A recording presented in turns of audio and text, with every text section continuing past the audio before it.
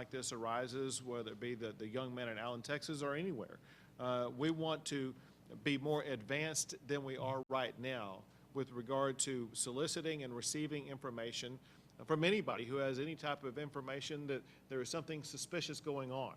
And so we're looking at ways of encouraging better detection, better disruption of any type of dangerous activity taking place. Another thing that we talked about along these lines to ensure better safety is the need for threat assessment teams. This is a strategy that we both discussed and funded to make sure it was addressed with regard to schools, but we're talking about regional threat assessment teams that focus on issues like what happened either in the El Paso shooting or other what we'll call domestic terrorism type situations where threats can be identified and responded to more robustly than they currently are. We talked about, with those threat assessment teams, having collaboration among law enforcement, mental health care providers, legal teams, school districts, as well as different people in the community. Along these lines also, we're in the initial stages of thinking about ways to be far more robust and more effective at what would be categorized as see something, say something. Or, there's a strategy like this in place already that's already very effective called Crime Stoppers, but we're looking at something on the statewide level that will be an information location that people can report information to that can be responded to. Now, again, there was something like this that came up in the aftermath of Santa Fe, and it's called the iWatch program. And it could be a further expansion of that program, or it could be a new program. Bottom line is, we want to be able to make sure that we're going to be able to have the public writ large be very familiar with one site location where they can go and report information as much as they are familiar with 911.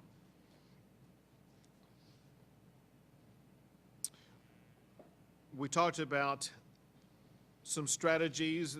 Some of this is really early stage information, but if you look at the details of what happened in the shooter in Allen, Texas, it really, arguments can be made that it wasn't sufficient to raise to the level of what someone would call a red flag or an emergency protection type situation, but it could be categorized as something that would lead to a welfare check.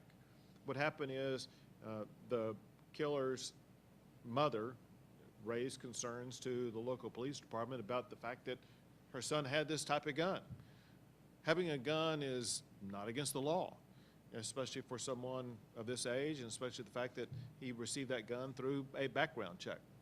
But there was a concerned mother who raised issues to law enforcement. Is there some new type of strategy that we can have that would lead to welfare checks when issues like that are raised? That is an issue that we need to explore.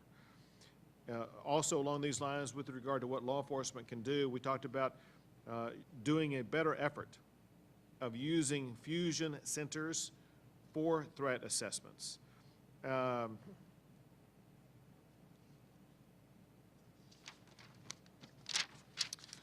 As you know, moving to a different topic, as you know, we had members from social media with us who provided great insight about how they operate and great advice about strategies that we can pursue. And one thing that we talked about was working more collaboratively between social media outlets and law enforcement. And they have what are called trusted flagger programs that can flag information whenever they see anything online that may look like it could lead to potential endangerment of someone or a potential terroristic threat.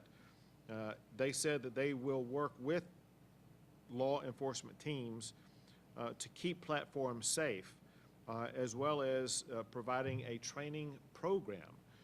So users will be able to be better trained, as well as law enforcement agencies will be better trained to be able to work with these social media platforms to be able to identify those who may pose a danger, that allows us to use this as a mechanism for us, being the state and law enforcement, to gain access to insightful information that could deter and detect any potential crime that could arise.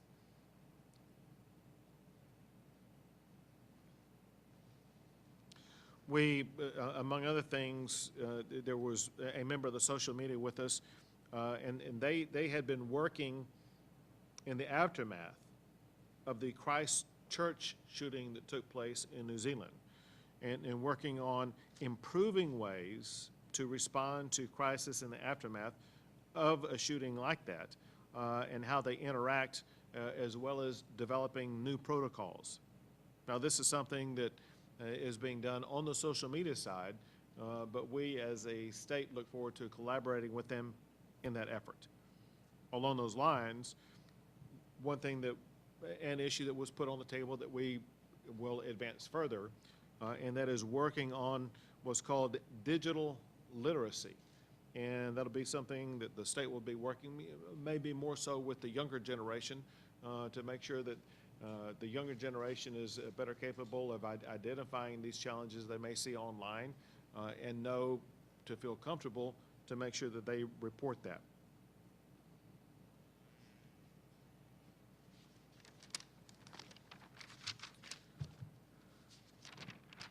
We talked, among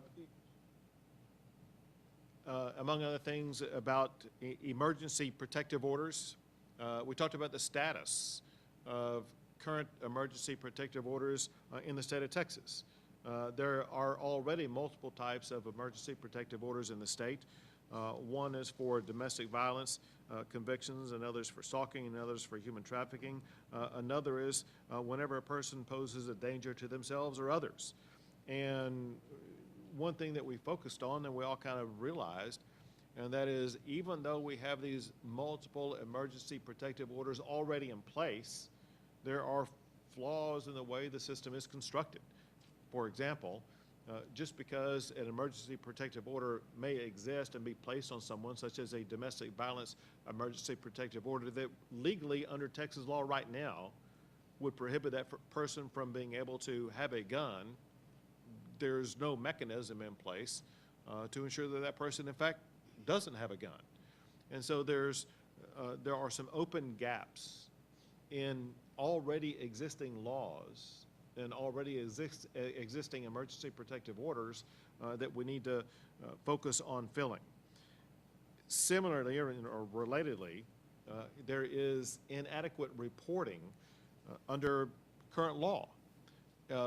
Some easy examples, and that is, let's say that a person is convicted of a crime. There is sometimes a lag of the time period from when the person is convicted of a crime to when that information is reported, to the time that it would get to whoever would be in charge of the background check. Sometimes there's more than just a lag. Sometimes that information just never gets to whoever is responsible for performing the background check.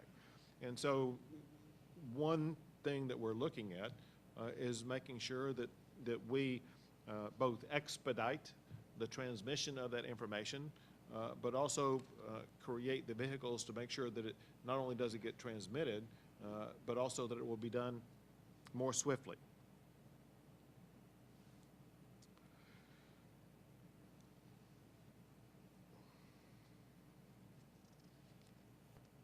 And along those lines, one thing we talked about was clarifying what procedure to follow when protective orders are issued, and who it is that's required to comply with state law, what they must do, and the time parameters within which they must do it.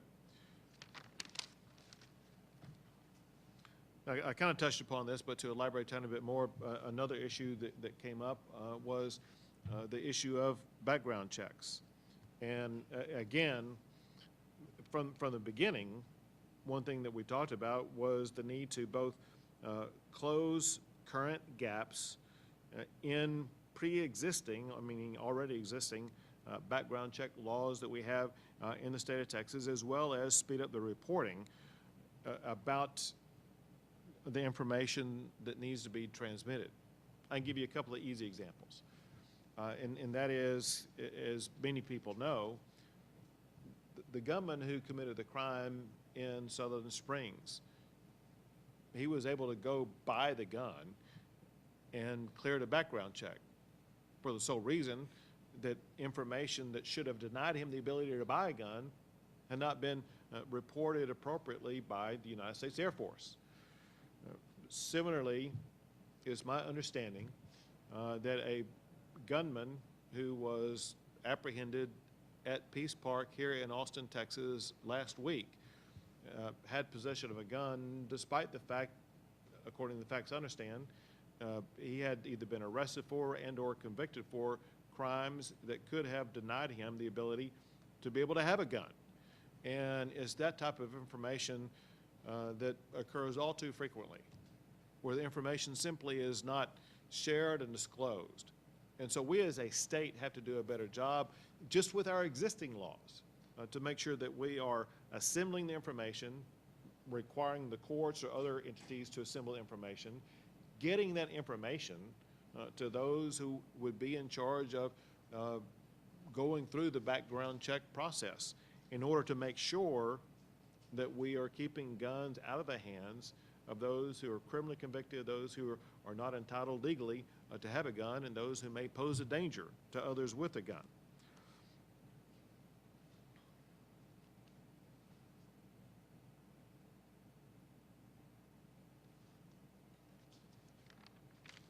An issue came up that was not resolved. It's an issue that we'll look at, and that is that most people who buy a gun in the state of Texas, they go through a background check. There are a couple of categories of sales or transfers that take place that do not require a background check. One is if you sell or give a gun to a family member. Another is if you're not a federally authorized arms dealer, you may not have to provide a background check if you sell a gun. One stranger can sell a gun to another stranger. Right now, there is nothing in law that would prevent one stranger from selling a gun to a terrorist. And obviously that's a danger that needs to be looked into. And so some of these are issues that today is the first step of, and we will continue to look at these types of challenges going forward to see what the right answers are. But among the right answers is this, and that is we as a state must help local jurisdictions enter data into the National Instant Criminal Background Check System. It has to be done faster, and this is particularly needed, is my understanding, in some of the smaller jurisdictions where they may not have the resources or the technological sophistication to make sure that it's done. Assault weapons, the issue was raised, and I think it's fair to say that there was no coalescence of any type of solution about where we go with that. But I will tell you that there were several strategies that were put on the table that we will continue to talk about. One thing we did talk about is a fact that we as a society and we as a state need to address, and that is putting aside what happened in El Paso. You know, remember one thing we want to do here is we want to respond to El Paso, but we also want to make sure that we're helping all of Texas. And the fact of the matter is there are many gun crimes that take place where the gun that is used is a stolen gun. And so we want to do a better job of addressing stolen guns.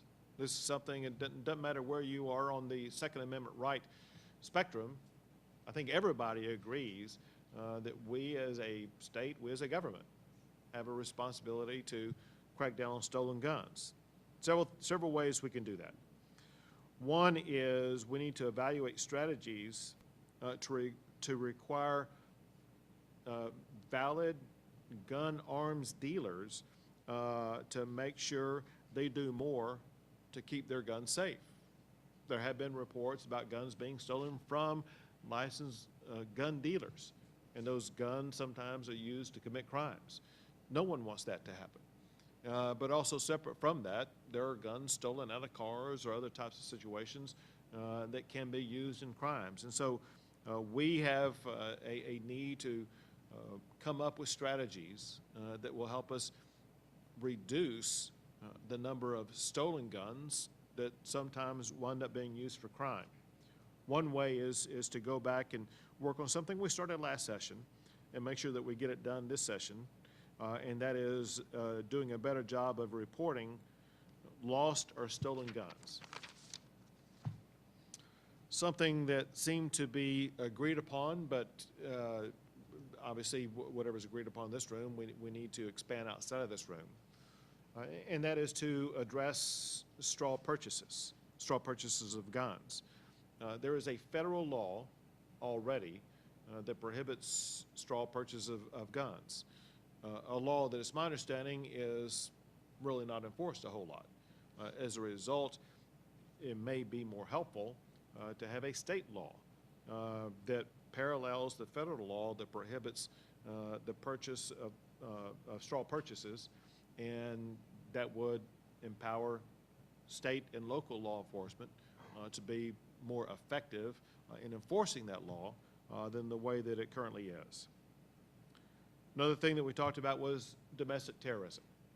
If you go look it up, you'll find out that in the state of Texas, we already have a law that, at least facially, seems to address domestic terrorism.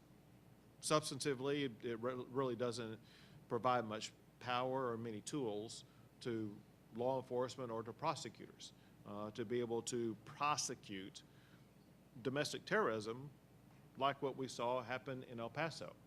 Now, what happened in El Paso, obviously the guy's going to be prosecuted for capital murder for killing people.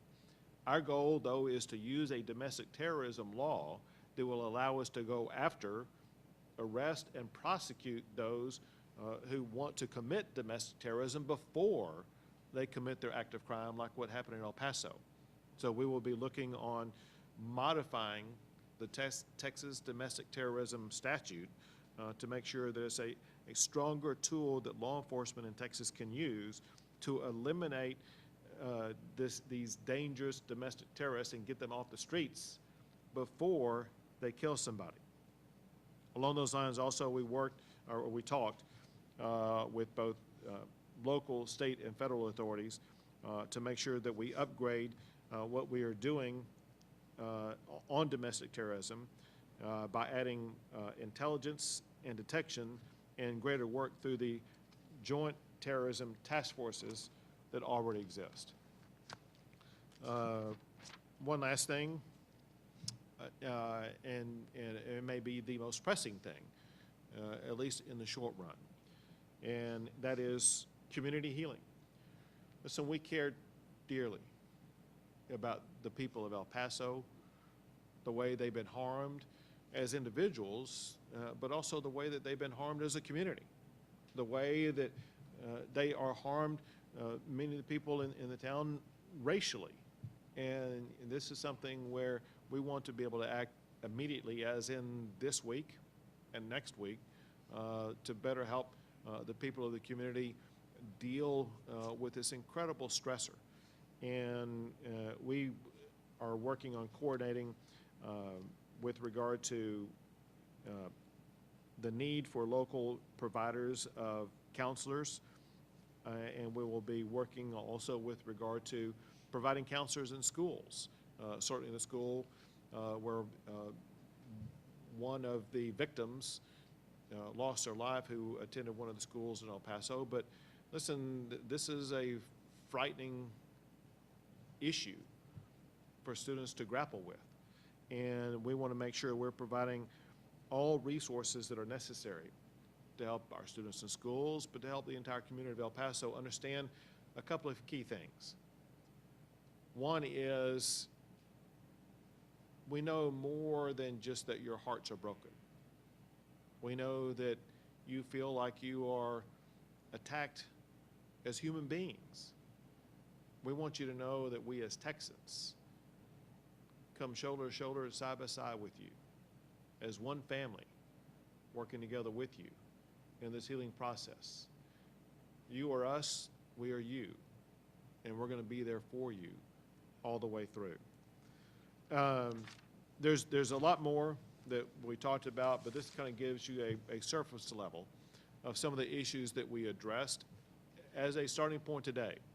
There will be far more that will be covered in El Paso next week, and as you probably know, also next week, we also have a meeting of the Homeland Security Task Force where additional issues will be discussed.